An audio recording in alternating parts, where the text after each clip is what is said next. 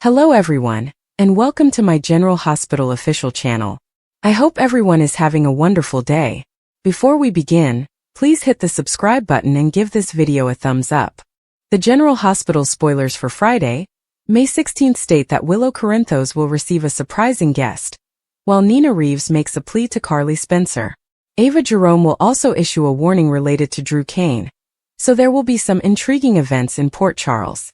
For starters, Ava will discuss strategy with Portia Robinson and encourage her to change things up. Portia has been doing her best to calm Drew, but Ava may believe she should join him in the mud instead. However, Ava may be concerned about what Portia has been selling to Curtis Ashford. Since Curtis is becoming suspicious, Ava may believe Portia needs to approach her Drew dilemma from a different angle. While Ava tells Portia to take a new approach, Sonny Corinthos will give Carly his own caution. Carly will provide updates on the custody problem she has created for Michael Corinthos, causing Sonny to believe she is making a big mistake and advise against fighting the court feud herself. Sonny will no sure be concerned about Carly ruling the show, while Michael is stuck at the clinic with no say in the matter. Sonny will eventually decide to pay Willow a surprise visit. If there is a way to establish peace, Sonny will pursue it and may emphasize the necessity of putting the children first. After telling Curtis about the disaster, Nina will turn to Carly and make an impassioned plea. Nina may persuade Carly to back out and postpone the court date because she is afraid Willow will lose Wiley Corinthos and Amelia Corinthos. Carly, on the other hand, is adamant about fighting for Michael's children, and she intends to use Drew's controversy to slander him in front of the judge. Nina started that scandal, so she's made just as much of a mess as Carly. Carly's knowledge of Nina's drugging plot may possibly come back to haunt Nina as the story progresses. In the meantime, Drew will chat with Tracy Quartermaine about why Laura Collins must go down. Drew expects some collateral damage, so he predicts Laura's defeat and promotes Ezra Boyle as a far superior mayoral candidate. Tracy will also have a soothing conversation with Brooklyn Quartermaine, and she may pledge to handle the entire Lulu Spencer matter. Lulu decided to remove the adoption piece, but GH viewers know she is still striving to substantiate her claim regarding Brooklyn and Dante Falconeri's son. Lulu's goal will include gathering more information on Giovanni Gio Palmieri's mother. Camilla took Gio in as a baby, but Lois Cerullo may not have hidden the trail as completely as she thought. After updating Cody Bell on her next move, Lulu will take additional steps toward obtaining the proof she requires. Across town, Gio will tell Brooklyn about Dante's hostility toward him after Rocco Falconeri's alcohol poisoning. Brooklyn will wish Gio and Dante can make peace, but Gio will not believe Dante respects him and will act as if he should simply wash his hands of all the drama. General Hospital spoilers claim Dante and Joe's problems are worsening just in time for the father-son reveal, so stay tuned.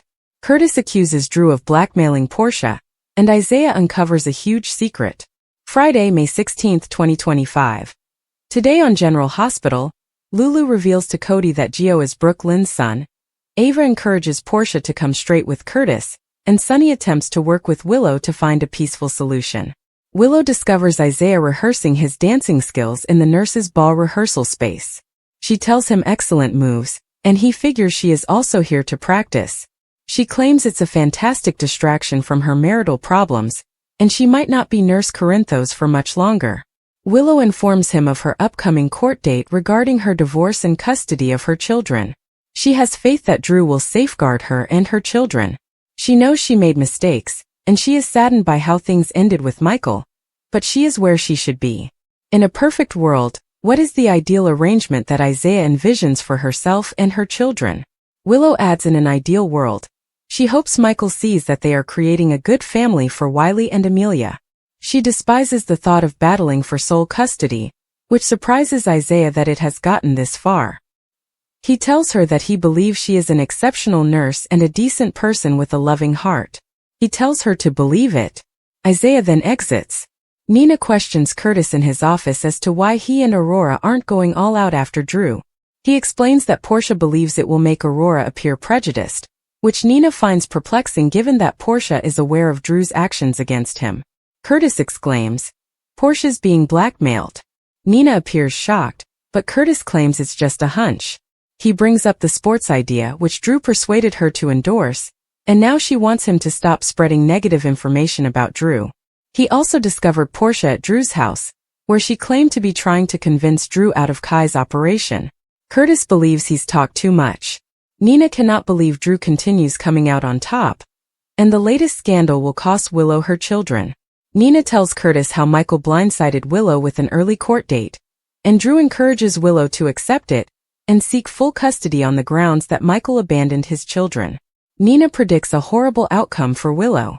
Curtis tells Nina that she needs to find someone who can influence Michael, and she believes there is one person he will listen to. She thanks him and walks out. Curtis then phones and requests that someone meet with him in his office right away. Ava encourages Portia to be honest.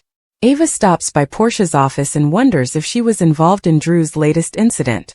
According to Portia, whomever attempted to take Drew down failed, but Ava claims that many people do not believe he was set up. Portia hopes this is true, as he presses down on her again. She informs Ava that Drew wants her to make sure Curtis does not post unfavorable things about him, that he supports Measure C, and that he favors Ezra for mayor. She swears Curtis will not do any of this. Ava dislikes having more on her plate, but Drew appears to be putting demands of Trina as well. Portia inquires, "What kind of demands?" Ava tells her about the cameraman who is following Trina due to Drew, and she can tell Trina is uneasy, but she feels obligated to participate in this documentary project for Kai's sake. Drew, according to Portia, is very skilled at getting people to do his bidding while giving them the impression that it was their idea. Portia cries that she doesn't want to hate anyone, but she does hate Drew, and this has to end. Ava urges she modify her approach and tell Curtis the truth. Tracy takes a meeting. Tracy meets Drew near the Coeur d'Alene boathouse. He drove his new boat over and figured she wouldn't mind meeting with him since they were working together. Tracy wants Drew to withdraw his support for Azah as mayor, labeling him an imbecile and filth. She claims that Laura is a good mayor. Drew claims Laura is soft on Sonny, so if she wants him gone, Laura must be collateral damage. Drew also wants to renegotiate their contract. In exchange for getting rid of Sonny, he wants to reclaim the Coeur d'Alene name and regain access to the mansion and grounds. Tracy informs him that it is Monica's decision, not hers. Drew believes that ridding the town of Sonny, the guy who murdered her and Alan's only son, will sway Monica. Tracy says he got his name back, and that's all she can tell him. She informs him that this is Monica's property, so get off it. She runs away screeching, "Alan gave it to her." Sonny and Carly disagree. Sonny brings Donna home to Carly. The kid tells her mother that her father wasn't permitted to watch her because it was a closed practice, but they did get to see Gio.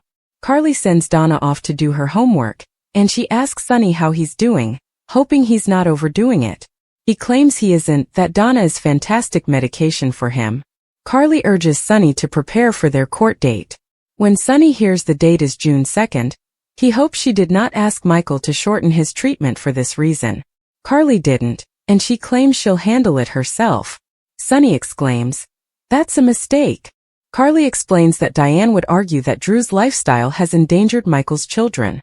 Sonny claims Drew, Willow, and Nina will fight this, but Carly is confident that the fact that Drew slept with his nephew's wife and took body pictures from a prostitute, all of which were seen on film, will work in their favor. When those are produced in court, she is confident she will win custody of the children, and they will stay with her until Michael returns home. Sonny accuses her of overstepping. This is Michael's life and choice, and it will cost her. Carly can cope with Michael being upset with her, as long as their grandchildren are happy and safe. Sonny reminds her that if Michael loses his children as a result of this, she may also lose Michael. Cody is surprised to learn that Lulu believes Dante and Brooke Lynn's son is Gio. Just then Gio and Brooke Lynn come, and Gio claims to have heard his name. Cody claims they were only discussing what happened to Rocco. Gio apologizes to Lulu again, and Brooke Lynn defends him, claiming that he brought Rocco to the boathouse so Cody could assist him. Gio and Brooke Lynn go for coffee. Lulu asks Cody, "Mother-son coffee date?" While they wait for their drinks, Brooke Lynn and Gio discuss the party, and Gio thanks her for standing up for him just now. Brooke Lynn vows that everything will be back to normal soon. They receive their coffee, and before leaving, Brooke Lynn tells Lulu and Cody that she hopes they'll attend the nurses' ball to see Gio sing because he's a star. After they leave, Lulu tells Cody, "I rest my case." Cody believes Lulu may be seeing what she wants to see. Yes, Lois and Gloria adore Gio, and Brooklyn has watched him grow up. Lulu acknowledges she doesn't know if Brooklyn is aware that Gio is her son, but everyone knows Brooklyn is a darn excellent liar.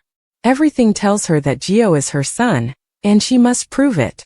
Lulu claims Lois fought hard for Joe's adoption, which Lois and Gloria arranged according to Brooklyn. She believes that cousin Camilla, Joe's mother, is the proof they need. She shows Cody all of her research so far, which suggests Brooklyn gave birth in San Francisco around May 15th, whereas Gio claims he was born on June 4th in Los Angeles. Lulu says they need to find out where Camilla was and what she was doing on the day Brooklyn gave birth. Gio and Brooklyn return home and run into Rocco in the kitchen. Gio asks how he is doing. Rocco says he's grounded till he's 54, but he's fine. He apologizes to Gio for putting him in a poor situation, although Gio did not force him drink or attend the party. He claims his father is still unhappy with him, but none of this was his fault, and he is deeply remorseful. Gio wants Rocco to swear him no more drinking till he becomes 21, and not to let him cause difficulties between him and his father. Rocco leaves after Gio reassures the youngster that everything is fine. Brooklyn tells Gio that he handled it nicely, and Dante will get over it. Gio claims Dante has made it apparent that he has no need for him, and he is fine with it. Dante clearly dislikes him on a deeper level. Gio becomes emotional and departs to study. Tracy later appears in the kitchen and sees Brooklyn, who appears to be down. Brooklyn tells how Dante was harsh on Gio, but Tracy believes Dante will get over it. Brooklyn admits that she is also struggling with something else. It is her baby's birthday today. She'd grown so adept at shrugging things off in the past, but now that everything is out, she can't stop thinking about her son. He is 22 today. Tracy has a birthday present for her and the boy, and she explains that she convinced Lulu to remove the adoption piece. Brooklyn is relieved and does not want her to interrupt her son's life. Tracy claims she can rest, and unless she chooses otherwise, no one will know she put up a kid for adoption. In the final moments, in her office, Portia sobs to Ava because she can't tell Curtis the truth. Ava tells her not to dig herself in deeper. She says she can't. If Curtis discovers she's been lying to him, their marriage would be finished. Isaiah is right outside her office when he hears this. Drew walks into Curtis' office and asks what he wants to talk about after hearing him sound upset on the phone. Curtis informs Drew that he knows he is blackmailing his wife. Sonny discovers Willow at the nurses' ball area. He is aware of the next court hearing and is concerned that it may get ugly. She agrees. He believes they can prevent this from happening and reach an agreement. He wants them to find a solution that works best for the kids and make peace, even without Carly and Drew. Nina shows up at Carly's doorway. Carly claims she doesn't have time for her, but Nina tells her to find time before Drew destroys their grandchildren's futures. Lois understands that concealing this from Dante will be extremely difficult for Chase to bear. He admits it's difficult, but it's not his secret to share. Lois wonders if she made a mistake by not persuading Brooklyn to keep the baby. He claims she did her best and Brooklyn was so little. He advises her to focus on the present moment, and that wherever Brooklyn's son is, he has a loving family because of her. Lulu is on the phone in a coffee shop, inquiring about the St. Ignatius Catholic Adoption Agency in Brooklyn. Cody comes across her and could swear Tracy stated she ditched her adoption story. She verifies that she did, and she was simply tying up some loose ends. Cody sits with her and tells her that this article has really upset Brooklyn, and he keeps finding her lying about it, so he needs the complete story. Lulu says she is looking into finding Brooklyn's baby boy with Dante, whom she had given up for adoption. Cody is taken aback. He had assumed Brooklyn had terminated the pregnancy because she had not discussed the baby since. Lulu denies it and recounts how she accidentally discovered that Brooklyn had placed her kid for adoption. She claims she questioned Brooklyn, who corroborated it. Cody never expected Brooklyn to keep a secret like this from Dante. She agrees, and despite her efforts to keep out of it, Dante has a son he is unaware of, which is not right. She claims it is her problem, but Cody believes that as someone who has been lied to for most of his life about his identity, he can't stay out of this and wants to help. The General Hospital recap for Thursday, May 15th, shows that it was Giovanni Gio Palmieri's actual birthday, while Rick Lansing's car was being stored away. Alexis Davis also revealed the blackmail she was experiencing. So here's how Thursday's thrilling episode unfolded. Brooke Lynn Quartermaine spoke to her son, wherever he was. Harrison Chase discovered Brooke Lynn and learned that it was her son's 22nd birthday today. Brooke Lynn would do anything to meet her child, but she believed that it was up to her son to come looking for her. On Thursday's GH episode, Sonny Corinthos took Donna Corinthos to a nurse's ball rehearsal, but she had some time before and persuaded Gio to play some songs for her. Donna wanted Gio to play at her birthday celebration in September, so she asked him when his birthday was, and Gio responded June 4th. Lois Cerullo arrived in the midst of all this and appeared nervous, but she tried to remain calm among Gio, Donna, and Sonny. Donna added that Sonny had been sick, but assured that he was okay now. Lois watched Gio practice across the room and softly wished him a happy birthday, but Gio clearly could not hear her. Because parents were not permitted to see the children rehearse, Sonny ended up catching up with Gio while Donna was occupied. After downplaying his recent surgical procedure, Sonny addressed the Rocco Falconeri issue that Gio became involved in. Gio claimed it was all his responsibility, but Sonny did not blame him for what transpired. Sonny believed Gio had done his best and wanted to be his first call if he ever needed assistance. Cody Bell questioned Lulu about all of her research at a cafe, eventually convincing her to acknowledge that Brooke Lynn given birth to Dante Falconeri's baby son during high school. Cody was taken aback when Lulu revealed how she discovered the pregnancy. He had assumed Brooke Lynn had terminated it. Lulu was delighted that Cody had come to her side, but she was upset that Dante had been kept in the dark. Cody wanted to help and was there when Lulu received a phone call stating that the St. Ignatius Adoption Agency had closed in 1987. Lulu believed there was no way that adoption agency was used, and she assumed Brooke Lynn was lying because she knew where her kid was. Cody suspected Lulu was also aware, so she said she believed Gio was Dante and Brooke Lynn's child. Christina Corinthos Davis covered up her misstep with Dante at Lulu's house by pretending she was driving by and witnessed the automobile crash that night. Christina hugged Rocco when he returned home from school and checked in with him following his incident. After Christina left, Dante pressed Rocco to reveal all of the circumstances of what transpired on the beach. Rocco told Dante what happened, as best he could given his foggy memory. However, Rocco was emphatic about accepting responsibility for his own acts, and he did not want Dante to blame Danny Morgan or Gio for his alcohol poisoning. Dante felt that Gio should have acted as an adult, and phoned him to inform him of Rocco's intoxicated state. Rick arrived to the legal office just as Alexis was ready to depart, and he questioned where she was going in such a hurry. Rick wanted to explore prospective changes to their payment arrangement, but Alexis worried him about the risk of exposure due to all the embezzlement. Alexis promised to let bygones be bygones provided Rick dropped this now, knowing that Molly Lansing Davis would be hurt if she found out the full truth. Rick declined the offer, acting as if Ava would never accept it. Alexis thought Rick should let her handle Ava, but he stuck to his Ava alliance and recommended they go down together. Alexis advised Rick not to come whimpering to her after Ava led him to hell. At Elizabeth Baldwin's house, she asked Lucky Spencer why he was so concerned about what happened to Rick's automobile. Lucky claimed he was simply shocked that Rick was not suing half of Port Charles right now. Moments later, Lucas Jones arrived with flowers for Liz, as she began her rehabilitation. After Lucky took off, Liz confided in Lucas about her concerns about Cowboy Lucky, and how he might not be intended to settle down. Back outside the Quartermaine boathouse, Lois spoke with Chase about Brooke Lynn's boy and couldn't help but think how their lives might have been different if she had kept her child.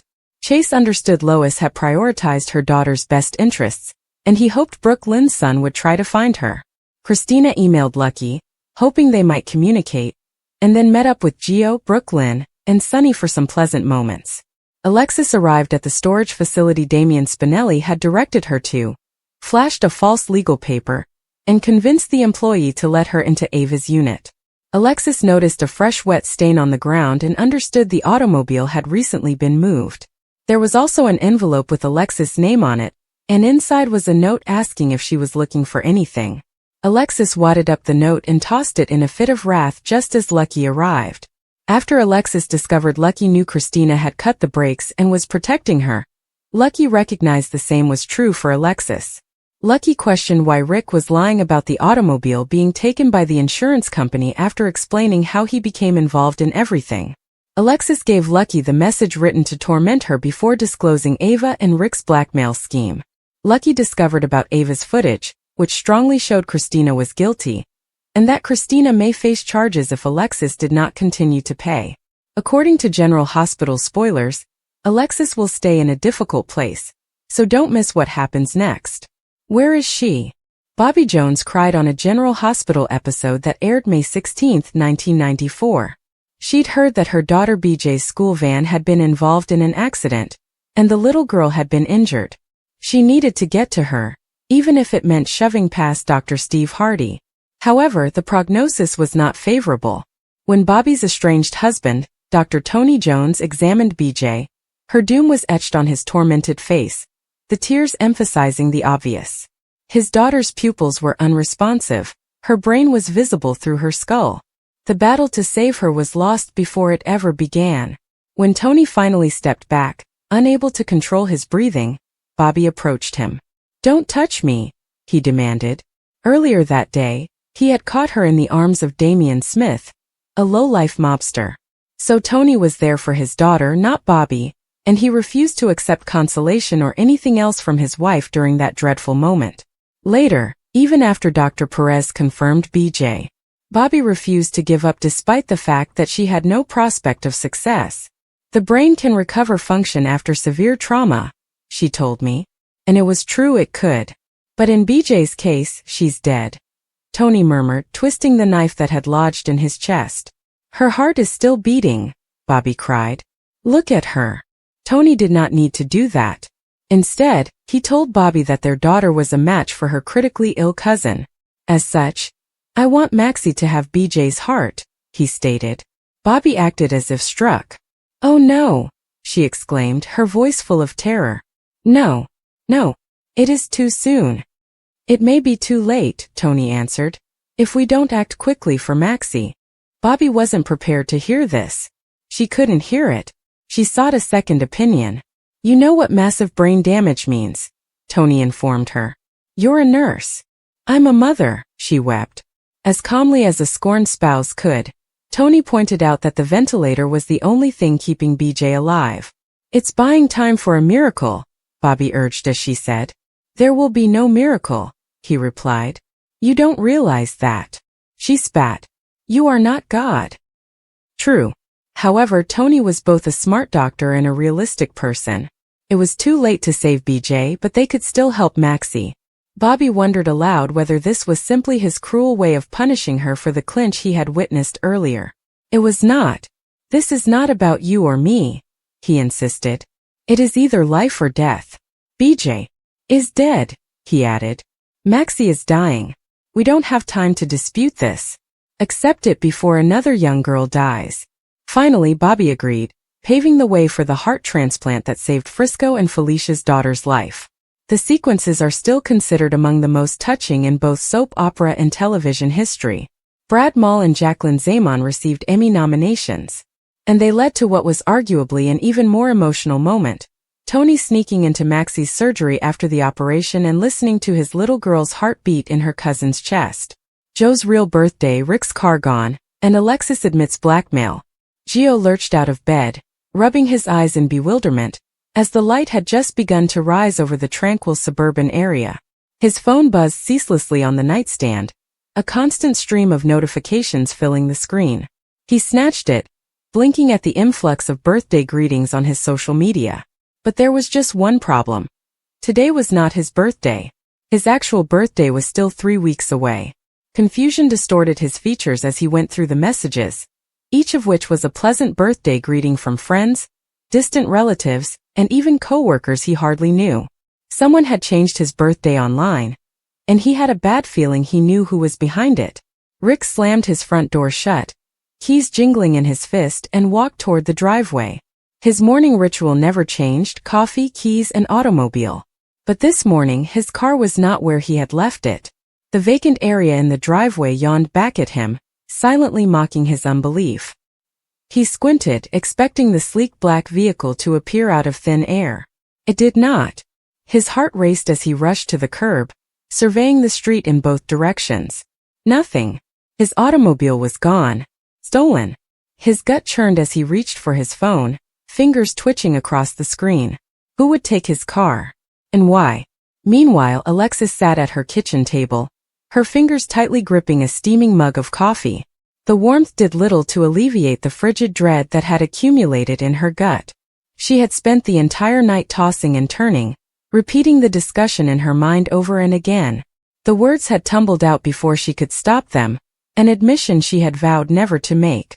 However, the weight of the secret had become too heavy to bear. She had blackmailed somebody, and now the truth was revealed. The person on the other end of that confession did not react as she had expected. There had been no shouting or threats, only silence. Silence is more terrible than any outburst. She laid the mug down, her hands shaking. What did she do? Gio put on a sweatshirt and stormed out of his flat, the cool morning air doing little to soothe his growing rage. He knew who had fouled up his birthday, his so-called best friend Marco. It had to be him. Nobody else would play a joke like this. But why? They had not even fought recently. Joe's steps faltered. Unless Marco had learned about what happened to Lena. His stomach twisted. If Marco knew this wasn't a joke, it was vengeance. He upped his pace and charged straight for Marco's position. He wanted answers now. Rick's call to police was brief and frustrating. The cop on the other end seemed bored, performing the normal script of filing a complaint and reviewing adjacent surveillance cameras. Useless. Rick hung up with a grumble and ran a hand through his hair. He needed the automobile. Not simply for work, but for something much more pressing, something he couldn't explain to the detectives. The car was more than just a transportation. It contained proof. Evidence that could destroy him if it came into the wrong hands. His thoughts raced. Who knew what was inside that car? Only one person sprang to mind, Alexis. But why would she accept it? Unless she was attempting to protect him. Or annihilate him. And the screen displayed a single word, talk. Her breath caught. She had hoped for more time and space to figure out how to solve this. But the message was clear. There was no running now. She admitted to blackmail and now had to face the repercussions. The question was, would the person she blackmailed retaliate? Was this the start of something worse? She had assumed she was in control, but now she saw how mistaken she had been. Blackmail was a two-edged weapon, and she was bleeding from the cut. Gio knocked on Marco's door, his knuckles throbbing from the effort. When the door eventually opened, Marco stood there, bleary-eyed and uncertain. What the hell, dude? He murmured and rubbed his face. Gio slammed his phone into Marco's face. Did you do this? Marco stared at the screen before bursting out laughing. Oh, it is hilarious. But no, it wasn't me. Joe's rage faded. Then who? Marco shrugged. Have no idea. But you have to agree it's sort of funny. Gio tightened his fist. This was not humorous. Someone was teasing him, and if it wasn't Marco, who was it? Rick's phone rang, and an unfamiliar number flashed across the screen. He hesitated before responding. Hello. A garbled voice laughed on the other end. Are you looking for something, Rick? His blood turned cold. Who is this? The voice ignored him. You should have been more careful. Some secrets aren't meant to be hidden. The call stopped abruptly. Rick stared at the phone, his thoughts racing. This wasn't simply a theft, it was a statement. Someone knew. And they were after him. Alexis eventually summoned the nerve to respond to the SMS. I apologize, she typed and then removed it. Sorry was not enough. We need to talk, she wrote instead. The response was quick. It is too late for that. Her throat clenched. What exactly did that mean? Was she in danger? Or was the person she blackmailed simply playing mental games? She had thought she had complete control, but now she saw how stupid she had been. Blackmail was a hazardous game in which she was losing. Gio looked through his friend list, attempting to figure out who might have changed his birthday. Then it hit him, Linda. She had accessed his account. They had dated briefly, and it had ended terribly. Is this her method of getting back at him? But why now? Unless she knew about the bet. He made a dumb, drunken wager with his friends about dating her. If she found out, it was only the beginning. Rick's laptop beeped with an email notification. The subject line made his stomach drop. "You should have paid." He opened it, and his worst fears were realized. A snapshot of his automobile, as well as the contents of its trunk, was attached. The evidence.